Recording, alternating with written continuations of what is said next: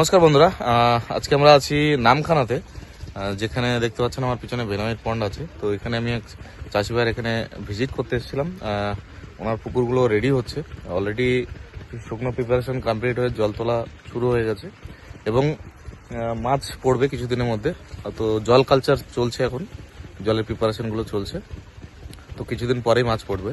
তো উনি আমাদের মেডিসিন নিয়ে একটা পুকুর কিন্তু উনি সম্পূর্ণ অর্গানিক পদ্ধতিতে উনি কিন্তু চাষ করবেন এবং ট্রায়াল হিসাবে কিন্তু উনি কাজটা করতে চাইছেন। তো ওই কারণে আপনার এখানে আসা এবং চাষির যে পুকুরে যে কন্ডিশনগুলো সেগুলো আপনাদেরকে একটু দেখানোর চেষ্টা করছি। আমার পিছনে যে পুকুরটা দেখতে পাচ্ছেন, আপনারা হয়তো এর আগে অনেক বেনামি পয়েন্ট দেখেছেন। তো সেই পরিচর্যার যে আলাদা একটা নজর এখানে আমি দেখতে পেয়েছি, সেটা কি একটু আপনাদের বলি।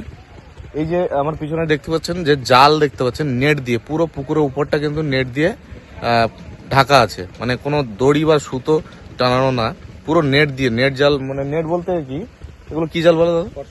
কট সুতোর যে জালগুলো, সেই চোখো চোখো ফুটো কট সুতোর জাল, যেগুলো মাছ ধরা হয় নদীতে, সেই জাল দিয়ে কিন্তু পুরো উপরটা ছাওয়া আছে, যাতে অন্য কোনো পাখি না বসতে পারে বা কিছু ফেললে যাতে না পড়ে।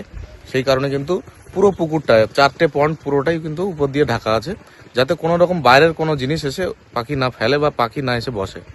তো এর আগে আমরা বিভিন্ন পন্ডে গেছি, বেনামের পন্ডে, কিন্তু এরকম দৃশ্য কিন্তু কোনো জায়গায় আমরা দেখতে পাইনি, এই প্রথম আমি দেখছি। তো এটা একটা ভালো দিক, চাষি সমস্ত দিক দিয়ে সেফটি থাকবে এবং অন্য অন্য বাইরের সংক্রমণ থেকে আটকানোর জন্য এটা করা। তো আপনাদেরকেও বলবো, আপনারা যারা বেনামি পুকুর প্রস্তুতি করছেন তারাও একটু ভালোভাবে প্রিপারেশন করে যদি করেন, সেটা কিন্তু ভালো আপনাদের জন্যই। তো আজকে আমরা এখানে এসেছিলাম এই পুকুরগুলো দেখার জন্য। ওনার 4টে পন্ডের ভিতরে আমাদের মেডিসিন দিয়ে একটা পন্ড এখানে কালচার হবে, প্রথম থেকে একদম হারভেস্টিং পর্যন্ত। তো সেখানে কি কি মেডিসিন এবং কিভাবে কি করবেন সেই সাজেশনগুলো আমরা এখানে দিতে এসেছিলাম। এবং সাথে সাথে পাশে কিছু পন্ড ওনার ফাঁকা পড়ে আছে, সেই জায়গাগুলোতেও কিন্তু উনি সাদা মাছ আইএমসির উপরেও যেতে চাইছেন। তো সেই আইএমসির উপরেও কিন্তু প্রজেকশন আমরা ওনাকে করে দিয়েছি বা ওনাকে দেবো আরও কিছু সাজেশন। তো সেখানে আমরা আমাদের সিনিয়র টেকনিশিয়ান অভিরাম জানা আমার সঙ্গে আছেন তমলুক থেকে, আপনারা জানেন। তো উনি এখানে এসেছেন ওই সাদা মাছের কালচারের যে পদ্ধতিগুলো সেগুলো ওনাকে জানানোর জন্য। আর আমার সঙ্গে আছেন দাদা, চাষি ভাই আছেন। দাদার নামটা একটু বলবেন, আর এটা কোন জায়গা যদি একটু বলেন। আমার নাম স্বপন দাস, এটা নামখানা থানা, নামখানা গ্রাম। আচ্ছা আচ্ছা। তো আপনি আমাদেরকে কিভাবে পেয়েছেন, মানে এই যে অর্গানিক ভাবে চাষ করার জন্য যে আমাদেরকে? আমি ইউটিউবে সার্চ করে আপনাদের। আচ্ছা, ইউটিউব থেকে আমাদেরকে পেয়েছিলেন।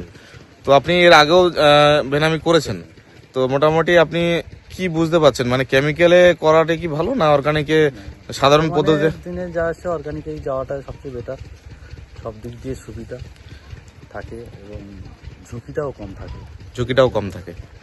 তো ধন্যবাদ দাদাকে, যে উনি কিন্তু বুঝেছেন যে প্রতিনিয়ত বেনামি চাষিরা কেমিক্যাল ব্যবহার করে করে লসের সম্মুখীন হতে হতে সবাই কিন্তু ঘর ছাড়া হয়ে যাচ্ছে আস্তে আস্তে।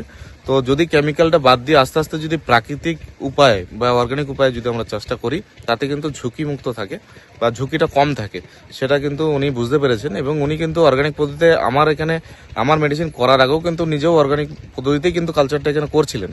তো উনি আরও বেটার কিছু খুঁজছিলেন, তো সেই জন্যই আমাদেরকে এখানে ডাকা এবং আমরাও এসেছি তাকে বেটার কিছু সাজেশন এখানে দেব।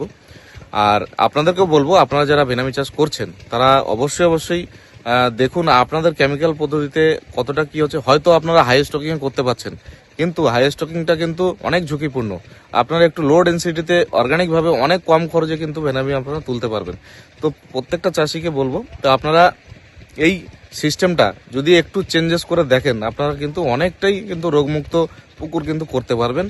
এবং পুকুরের পরিবেশ এবং পুকুরের চারি সাইডের যে জিনিস যেগুলো আপনাদের রোগের সংক্রমণ থেকে বাঁচাবে, সেই সমস্ত সাজেশনগুলো আমরা দিয়ে থাকি, কিভাবে করলে অনেক কম খরচায় কিন্তু আপনারা পুকুর তুলতে পারবেন। তো ধন্যবাদ, আজকে ভিডিওটা এই পর্যন্তই। আরও এখানে কালচার শুরুর পরে আপনাদেরকে এখানে বিভিন্ন রকমের ভিডিও আপডেট আপনাদেরকে দিতে থাকবো। তো ততক্ষণে আজকের ভিডিওটা এই পর্যন্ত। Thank you.